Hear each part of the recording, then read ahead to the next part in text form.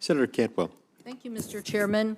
Mr. Secretary, good to see you. We had a chance to say hello earlier. I invited you again to the Tri-Cities. You said you think you're coming sometime soon, this summer or fall, so we look forward to seeing you there and being with you. The Hanford budget and the tri-party agreement, there have been cuts to the Hanford office, lost 94 people out of their 308 Department of Energy workforce.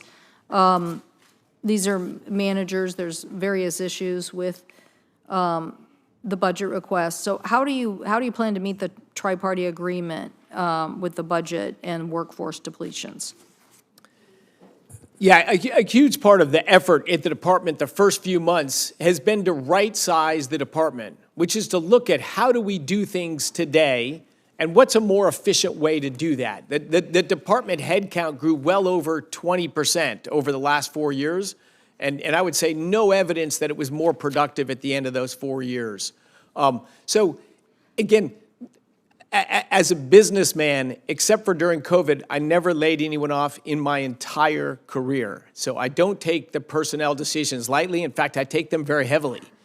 I think a big moment's coming at Hanford. So, you know, I wish I could go. Anyway, we'll see each other in the Tri-Cities and we'll go over it. But yes, for a long time, there were lots of schemes about how we were going to clean up Hanford. But guess what? Vitrification is on the move. So now there's so much more the federal government can do in meeting the budget to meet the tri-party agreement because we're actually on our way. So I guess, you know, we'll talk about this in more detail, but that's what's at stake here. The normal funding is missing the opportunity to actually get this project that has cost us so much over such a long period of time where we really need it to be. So that's the key point, but we'll go over those details. Do you support baseload hydropower online?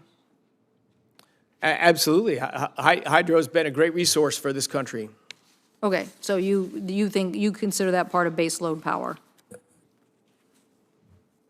We have Senator Murkowski and I have a bill basically giving tax credits at very low cost just to help keep the efficiency of the hydro system. As we look at all the challenges we face with new power demands, making that system as efficient as possible is really critical, and we consider that baseload power. So I'm just asking, maybe you can look at the Murkowski-Cantwell bill.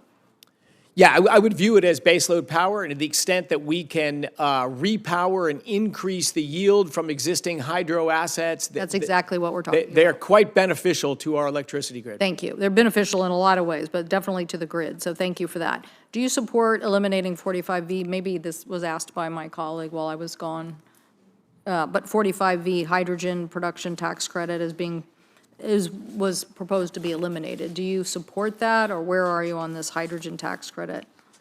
The government record in picking winners and losers and subsidizing in energy is a very poor one. So my default position is the less government involvement on the scales of energy sources, the better. I realize in the real world that's not possible, so we got to get rid of you got to prioritize which ones are the most offensive, and I mentioned wind, solar, and batteries certainly as technologies that we've subsidized and they've led to more expensive electricity. I would put them maybe at the most offensive. Hydrogen, it's tough with the math to see how in the long term it becomes a meaningful commercial energy source. Well, again, there's lots of chapters here we could, again, talk about. Yep. But I actually think getting rid of the tax credits that we have, some of the other ones broadly, are going to lead to an electricity increased cost. And so can I get you to tell me about the hydrogen hubs, whether you believe you support the hydrogen hubs and moving forward on this? So we put together, as I'm sure you've heard, and we've published it on the website, you know, this project review process. We have a cross-functional team that evaluates every project. We're going through 500 projects. But is that data call a way to kill the projects, or no, you really believe in funding some? Absolutely. No, we are funding plenty of projects right now, and we don't stop funding any project. We're funding all of the existing projects right now. And when we evaluate them, plenty of projects will pass. Plenty of projects will pass. Other projects will say, hey, can you modify it this way to make it much more beneficial? Some projects will be modified and some projects will be ended. What application are you most excited about in a hydrogen hub area? What application? Fertilizer, jet fuel, something else? What are you most excited about? Well, so the highest value use of hydrogen, right? So it's expensive to produce, but there are high value uses of hydrogen. Like we produce it today commercially because in refining, it's very high value. In fertilizers and materials, in chemistry, the problem is what's the cost to produce the hydrogen, and are there uses of it that their value is above the cost? Yeah. I say energy is about two things. It's just about people and math. Well, we think even going back to the 45V, my time's expired, but in looking at, green hydro, which we have in the Northwest, drives down the cost and provides sources for very hard to serve, hard to decarbonize big sectors of the economy. Thank you, Mr. Chairman. Thank you, Senator.